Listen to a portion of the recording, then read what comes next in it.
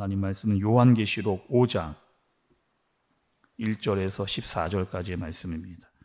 내가 보매 보좌에 앉으신 이의 오른손에 두루마리가 있으니 안팎으로 썩고 7인으로 봉하였더라. 또 보매 힘있는 천사가 큰 음성으로 외치기를 누가 그 두루마리를 펴며 그 인을 떼기에 합당하냐? 하늘 위에나 땅 위에나 땅 아래에 능히 그 두루마리를 펴거나 보거나 할 자가 없더라. 그 두루마리를 펴거나 보거나 하기에 합당한 자가 보이지 아니하기로 내가 크게 울었더니 장로 중에 한 사람이 내게 말하되 울지 말라. 유대 지파의 사자 다윗의 뿌리가 이겼으니 그 두루마리와 그 7인을 떼시리라.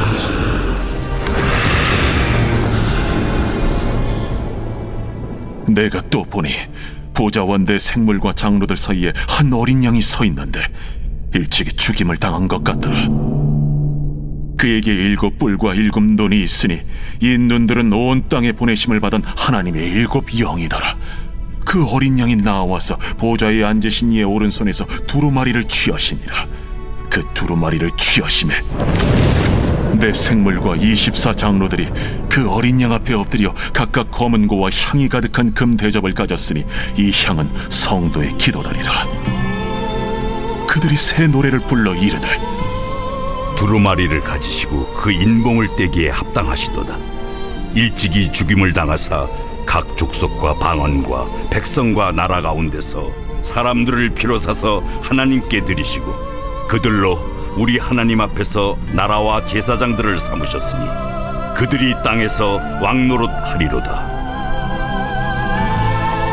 내가 또 보고 들으매 보좌와 생물들과 장로들을 둘러선 많은 천사의 음성이 있으니 그 수가 만만이요 천천이라 큰 음성으로 이르되 죽임을 당하신 어린 양은 능력과 부와 지혜와 힘과 존귀와 영광과 찬송을 받으시기에 합당하도다. 내가 또 들으니 하늘 위에와 땅 위에와 땅 아래와 바다 위에와 또 그 가운데 모든 피조물이 이르되 보좌에 앉으신 이와 어린 양에게 찬송과 존귀와 영광과 권능을 세세토록 돌릴지어다. 내 생물이 이르되 아멘. 장로들은 엎드려 경배하더라. 아멘. 우리가 여러분 요한계시록을 보고 있습니다. 요한계시록의 핵심이 있었죠. 여러분 요한계시록은 어떤 말씀이에요?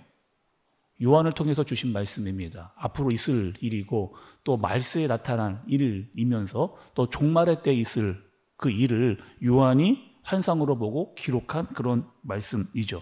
특별히 말세를 살아가고 있는 사람들에게 또 말세에 살아가고 있는 교회들에게 하셨던 그런 말씀입니다.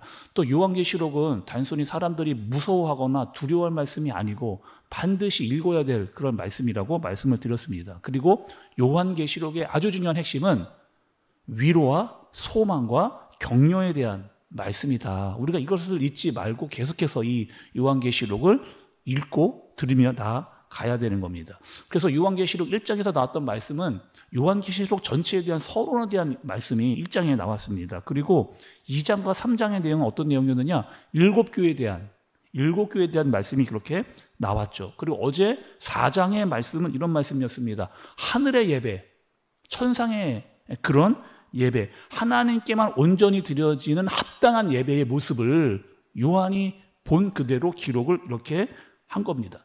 또 어제 보면 여러분 24장로가 나왔는데 그는 누구냐? 24장로는 구원받은 모든 성도를 지칭하고 있는 거죠. 그래서 하나님께 영광과 경비와 찬양을 그 24장로가 드리는 모습을 보게 됐습니다.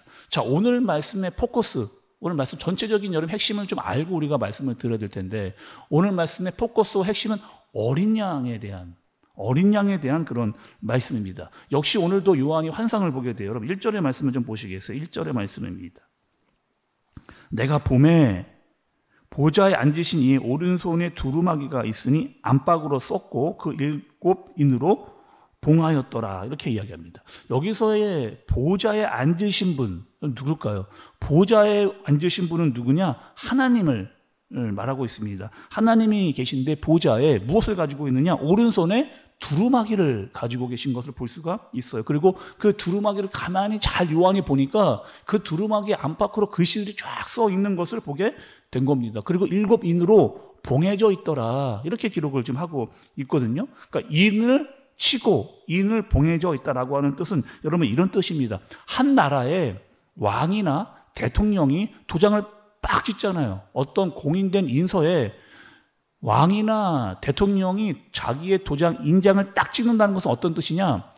그 찍는 순간부터 효력이 발생한다라고 하는 의미를 가지고 있어요. 그리고 그 효력은 반드시 지켜져야 된다라고 하는 의미를 가지고 있는 겁니다. 그런데 지금 이 두루마기에 적혀 있는 일은 어떤 일이냐? 앞으로 일어나게 될 일에 대한 것들이 기록되어져 있는 그런 두루마기인 겁니다. 그러니 하나님의 때에 하나님이 정하신 일들이 일어나게 될 그 두루마기가 적혀 있는 것을 본 거죠. 그런데 그것이 인으로 봉해져 있다라고 말씀하고 있는 겁니다. 그리고 그 두루마기를 펴볼 자가 없는 거예요. 여러분 오늘 말씀을 보시면 2절 중간에 힘 있는 천사가 이렇게 이야기를 합니다. 2절 중간을 보시면 누가 그 두루마기를 떼며 그 인 떼기를 이에 합당하냐 이렇게 이야기해요. 누가 감히요 보좌에 앉으신 하나님께서 가지고 계신 그 두루마기를 열어볼 자가 누가 있겠느냐? 감히 펴볼 자가 누가 있겠느냐? 그 심판과 구원에 대해서 그 두루마기를 받아서 펼 자가 누가? 감히 누가 그 보좌에 앉으신 하나님께 그것을 받아서 취할 수 있겠느냐? 이렇게 지금 말하고 또 요한이 보고 있는 상황입니다. 그리고 요한이 울기 시작하는 거예요. 왜? 내가 저 두루마기를 봐야 될 텐데 볼 수 없는 그 상황이기 때문에 울고 있는. 그런데 그때 어떤 일이 일어나느냐? 여러분 5절의 말씀도 좀 보세요. 5절에 장로 중에 한 사람이 내게 말하되 울지 말라. 유다 지파의 사자 다윗의 뿌리가 이겼으니 그 두루마기와 그 7인을 떼시리라 하더라, 이렇게 얘기합니다. 그 7인을 뗄 자가 있다는 거예요. 누가 떼느냐라고 봤더니만 누가 떼느냐? 여러분 잘 보시면 다윗의 뿌리가 이겼으니 라고 이렇게 이야기를 하는 것을 볼 수가 있죠. 다윗의 뿌리라고 이야기를 했고, 여러분 이 다윗의 뿌리라고 하는 이 언어가 또 여러분 우리 구약에도 등장을 하거든요. 한번 말씀을 좀 찾아보겠습니다. 이사야서로 좀 가겠습니다. 이사야서 11장 10절의 말씀을 좀 볼게요. 같이 한번 읽어볼게요. 이사야서 11장 10절 말씀입니다. 시작.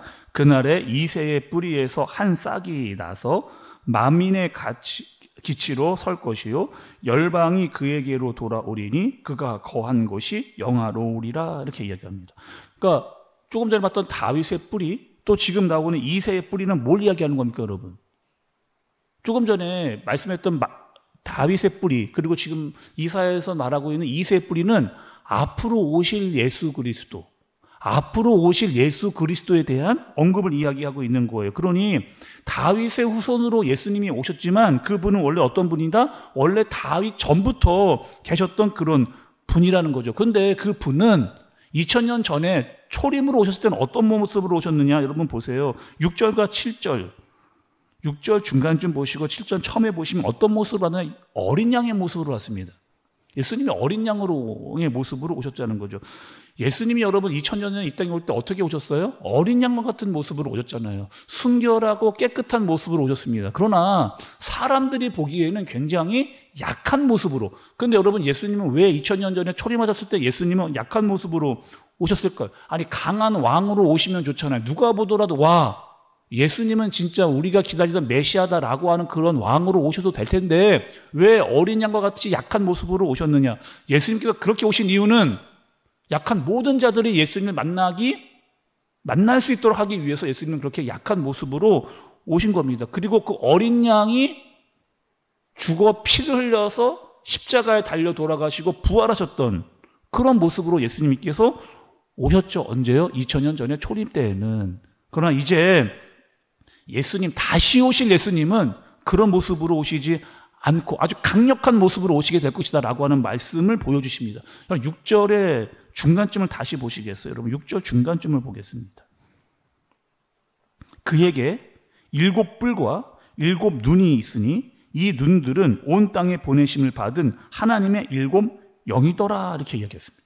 여기서 7, 우리가 여러분 계시록을 볼 때 7이라고 하는 수는 어떤 상징이었잖아요. 의미를 가지고 있었습니다. 일곱이라고 하는 건 완전이라고 하는 그런 의미를 가지고 있었잖아요. 그런데 지금 일곱 뿔이라고 하는 건 이런 뜻이에요. 그분이 완전한 힘과 권력과 능력을 가지고 오신다, 이런 뜻을 가지고 있습니다. 또 여러분, 눈은 어떤 뜻이에요? 여러분, 일곱 눈이 있으니 이러겠는데 그 마지막에 보시면 하나님의 일곱 영이다라. 뭐라는 거예요? 일곱 눈은 지금 하나님께서 보내신 성령을 지금 의미 지금 하고 있는 거거든요. 예수님께서 이 땅에 오셨다가 다시 부활해서 올라가셨습니다. 예수님이 올라가신 다음에 다시 내려오신 분이 있는데 그분은 누구다? 성령 하나님이세요. 그리고 성령 하나님은 이 땅에서 모든 죄를 책망하시는 능력을 가지고 있는 분이시고 모든 것들을 다 아시면서 보시는 그 분이 바로 성령 하나님. 그런데 그 성령 하나님을 보내신 분이 또한 예수 그리스도라고 이야기하고 있는 거죠.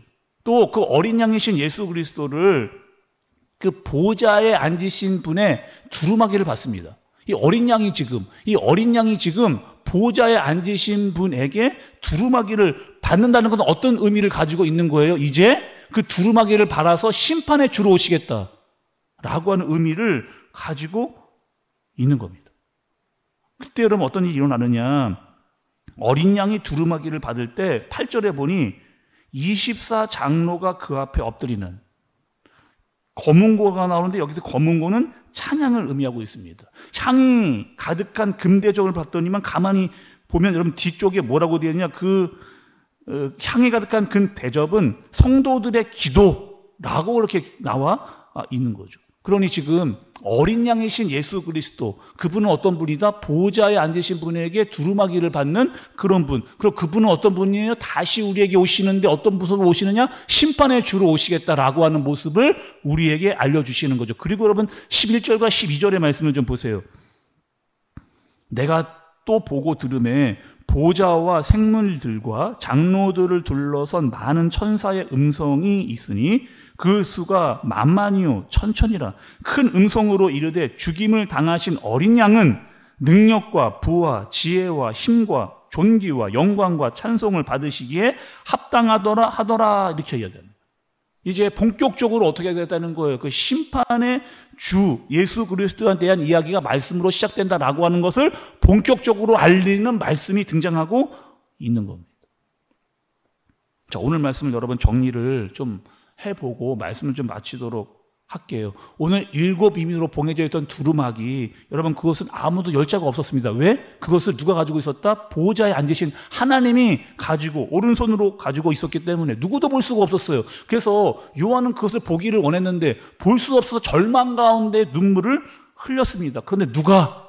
어린 양이신 예수 그리스도가 그 두루마기를 받는, 그리고 그 봉인 그 두루마기를 펴서 여시는 모습을 본 겁니다. 어떻게 그분이 그럴 수 있느냐? 그분이 하나님의 아들이시기 때문에 그래요. 그분이 하나님과 동등됨을 받으신 그분이기 때문에 그렇습니다. 하나님의 능력과 지혜와 세상으로 심판주로 오시는 분이기 때문에 그럴 수 있는 거죠. 그럴 때 어떻게 했다? 24장로들은 어떻게 했다는 거예요? 그분께 찬양과 기도를 드리고 있는 모습을 보여주고 있는 거죠. 자, 이제 말씀은 이렇게 됩니다. 앞으로 오실 예수 그리스도가 있다는 거예요. 근데 그분은 어떤 분이냐? 2000년 전에 초림과 같은 어린 양의 모습으로 오지 않고 그분은 이제 심판의 주로 오시겠다는 거예요. 그러니 우리는 어떻게 하라는 겁니까? 그분을, 다시 오실 그분을 바라보라는 거죠. 그분을 기대하고 그분께 기도하고 그분께 찬양하라고 하는 말씀을 오늘 우리에게 주시는 겁니다. 24장로도 그리고 하늘에 있는 모든 천사들도 그분께 찬양과 경배와 기도를 드렸던 것과 같이 예배를 받으시 합당하신 그분에게 우리도 어떻게 하라는 거예요? 그분을 바라보고 기대하면서 기도하고 찬양한 심판에 주로 오실 그 분을 바라보라는 겁니다. 특별히 언제요? 말세의 때를 살아가고 있는 우리들에게, 말세의 시기를 살아가고 있는 우리들에게 그분을 향한 찬양과 기도와 예배를 놓지 말고 다시 오실 그 주님을 바라보라 라고 하는 이 말씀에 순종하는 저와 여러분들 되어지시길 예수님의 이름으로 축복합니다. 기도하겠습니다. 하나님 아버지, 어린 양이 되신 예수 그리스도, 그분은 2000년 전에 어린 양으로 약하게 오신 것처럼 보였습니다. 그러나 결코 약하신 분이 아니셨습니다. 다시 오실 예수 그리스도, 그분은 하나님의 위엄과 권위와 능력을 가지고 오시는 분이십니다. 심판의 주로 다시 오십니다. 말세를 살아가는 우리들에게 지금이나 종말의 때이든지 언제든지 그 주님을 바라보면서 우리가 해야 될 기도와 찬양과 예배자로서의 삶을 살아가도록 인도하여 주옵소서. 예수님의 이름으로 기도드리옵나이다. 아멘.